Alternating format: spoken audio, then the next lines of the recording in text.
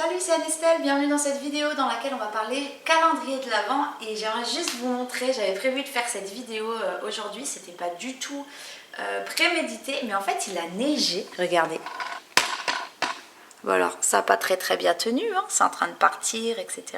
Mais du coup, c'est carrément de circonstance, puisque on va parler calendrier de l'Avent, donc Noël. Alors vous avez dû sûrement voir la dernière vidéo que j'ai publiée sur la chaîne YouTube, qui est une vidéo qui vous présente le calendrier de l'Avent Happy Family. Donc je vous en ai parlé en long, en large et en travers, donc je vous invite, si jamais ça vous intrigue, parce que vous ne l'avez pas encore visionné, à cliquer sur le i d'info qui s'affiche dans le coin de cette vidéo, simplement pour aller regarder tout simplement cette vidéo qui vous présente le calendrier de l'Avent Happy Family. Et en fait aujourd'hui je ne vais pas vous refaire ce que j'ai expliqué dans cette vidéo, je vais simplement vous montrer comment moi j'ai fait avec Janae, comment on a préparé notre calendrier de l'Avent. Alors il n'est pas encore totalement terminé, mais du coup voilà, je vous montre un petit peu les coulisses de tout ça.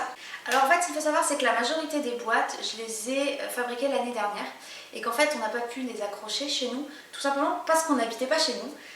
En fait on est resté pendant plus de 9 mois sans domicile fixe, donc on habitait un coup chez mes beaux-parents puis chez mes parents, et donc en fait toutes mes jolies boîtes elles étaient, je les avais fabriquées courant décembre mais j'avais pas moyen de les accrocher. Du coup cette année j'ai ressorti mes boîtes, il en manquait quelques-unes donc on les a terminées et on les a accrochées, on les a suspendues. Donc dans le calendrier de l'Avent Happy Family, moi je vous présente comment faire 11 modèles de boîtes. Je vous propose les patrons, comment les réaliser, les étapes par étape.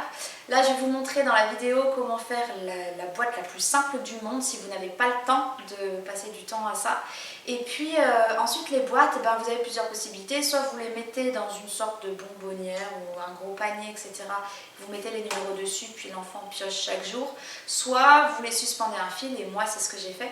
Donc il y a deux possibilités, vous pouvez soit les accrocher tous les unes à la suite des autres sur une longueur, ça fait à peu près 2 mètres, un petit peu moins de 2 mètres, mais voilà. Donc là c'est l'exemple, la première disposition que moi j'ai testée il y a quelques jours.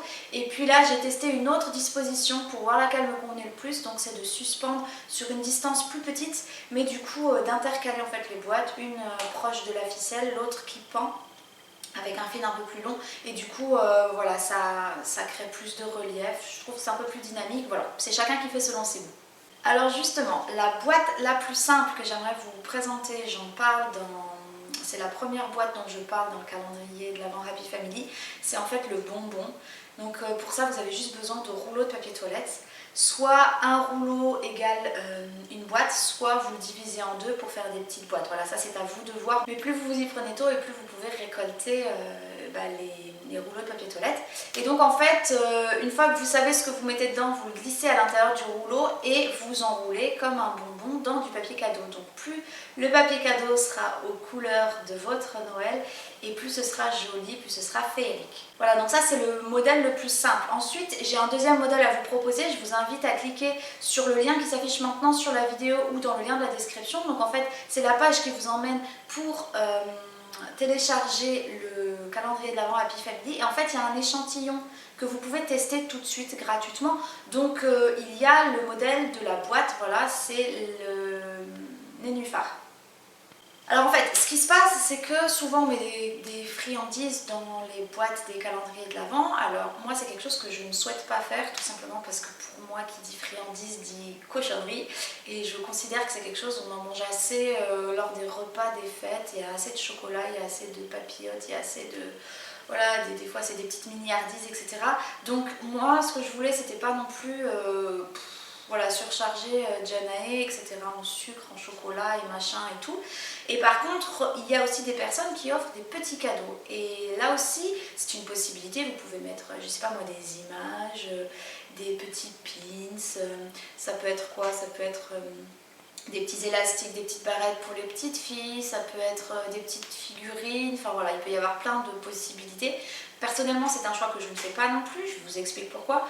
Tout simplement parce que je trouve que les enfants sont déjà assez gâtés à Noël, là encore, et que pour moi, après c'est toujours la surenchère au cadeau, et l'enfant il s'habitue à avoir toujours plus de sucreries, plus de cadeaux, plus de machin, plus de trucs. Et donc moi c'est pas dans ma façon de faire, ni dans celle de mon mari.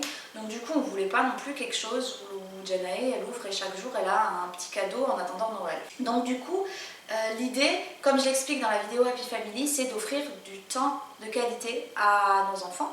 Et donc par ça, eh bien, il y a plusieurs possibilités. La première, c'est que vous pouvez déjà glisser des étiquettes où vous mettez des choses que vous pouvez faire vous, que vous avez déjà l'idée qui est possible dans votre région. Par exemple, nous, il y a un marché de Noël dans la grande ville la plus proche, c'est Grenoble, à peu près à une demi-heure de route. Et il y a un grand marché de Noël chaque année. Et c'est vrai qu'on a cette habitude d'aller au marché de Noël au moins une fois durant le mois de décembre pour flâner, pour regarder, pour l'ambiance. On y va souvent en fin d'après-midi pour prendre le goûter sur place et puis voir la tombée de la nuit et du coup profiter des couleurs, des décorations, etc., des lumières. Et puis Janae adore faire un tour de carrousel sur un cheval. Donc voilà, c'est une petite habitude que nous on a et je sais que dans les boîtes du calendrier de l'Avent, eh ben, on va mettre ça bon pour un tour de manège au marché de Noël de Grenoble. Ça peut être une sortie luge, ça peut être aller acheter le sapin puis le décorer, ça peut être aller à la patinoire, enfin voilà, toutes les activités qui sont un peu autour de Noël et durant cette période du mois de décembre. Donc ça, c'est vous qui pouvez simplement avoir l'imagination à le mettre. Maintenant, c'est quand même assez compliqué de réunir 24 choses à faire et puis on ne peut pas courir non plus à droite à gauche tous les jours, ça coûte de l'argent, ça coûte du temps, etc. Donc moi, ce que je vous propose, c'est pour offrir de vous et pour offrir du temps de qualité à vos enfants, c'est de leur proposer des jeux, des activités manuelles et des histoires. Tout ça autour de Noël. Du coup, dans le calendrier de l'Avent Happy Family, moi je vous ai préparé 24 activités manuelles. Donc ça peut être des activités principalement de décoration, mais il y a aussi quelques recettes autour de Noël qui ont en plus été modifiées par une amie qui est végane et qui du coup a remplacé, j'ai mis des petits astérisques verts, qui a remplacé certains éléments de la recette par des éléments 100% vegan. Donc comme je le disais, une activité, un jeu et une histoire de Noël. Donc le jeu, c'est pareil, vous allez pouvoir piocher dans la liste de 24 jeux que je propose. Donc c'est aussi sous forme de fiche. Donc là, un jeu égale une fiche parce que les explications suffisent sur une fiche. Alors que les activités, parfois c'est des activités de pliage, parfois c'est des activités un peu plus... voilà, il y a plus d'étapes, donc du coup ça peut être sur 2 ou 3 fiches selon les activités. Et donc voilà, le jeu, c'est des jeux qui sont des jeux d'intérieur principalement, hein, pour rigoler autour de la table, dans son salon, etc. L'idée, c'était vraiment d'offrir du fun, d'offrir de la nouveauté aux enfants, de leur faire passer un mois de décembre inoubliable et vraiment centré sur la famille et sur la joie. Cette année, on a fait des étiquettes plus larges et vides, vierges, pour que chaque famille puisse mettre à la main le nom de l'activité, du jeu, de l'histoire ou de l'un ou de l'autre. Voilà, on n'est pas obligé de faire les trois à chaque fois, on peut mettre juste un jeu une fois, surtout si par exemple les enfants rentrent de l'école vers 18h, il n'y a pas forcément de temps pour une activité manuelle, donc on peut mettre par exemple juste un jeu et puis l'activité le mercredi et le samedi. En fait, l'idée c'est vraiment que chaque famille s'approprie ça et puis en fonction de l'âge des enfants. Alors le calendrier de l'Avent Happy Family, il est ciblé vraiment pour pouvoir faire tout sans difficulté, c'est à partir de 6 ans. Par contre, entre 3 et 6 ans, il y a plus d'une trentaine d'activités réalisables, donc vous serez obligé du coup de faire un choix entre un jeu ou une activité pour pouvoir adapter. Voilà, donc j'ai fait un sommaire en fait par âge des activités. Et puis il y a 24 quand même étiquettes possibles pour les enfants qui ont entre 2 et 3 ans. Donc 24 au total, ça veut dire soit une activité, soit un jeu. Et donc là, ça ne sera pas forcément les activités dans leur totalité, mais ça sera plus la partie décoration, la partie collage, etc.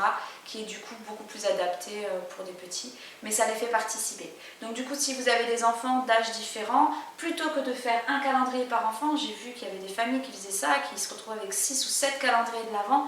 Moi, l'idée, c'est d'avoir qu'un seul calendrier de l'Avent et de réunir sur les étiquettes tout ce qu'on réserve aux enfants. Donc soit on regroupe si les enfants ont à peu près le même âge, soit simplement on met d'une couleur dans l'étiquette pour un enfant, d'une autre couleur pour un autre, ou alors on met 2 étiquettes dans la boîte, enfin voilà. Mais vraiment l'idée c'est de se séparer un petit peu de la société de consommation, la bouffe et les jeux.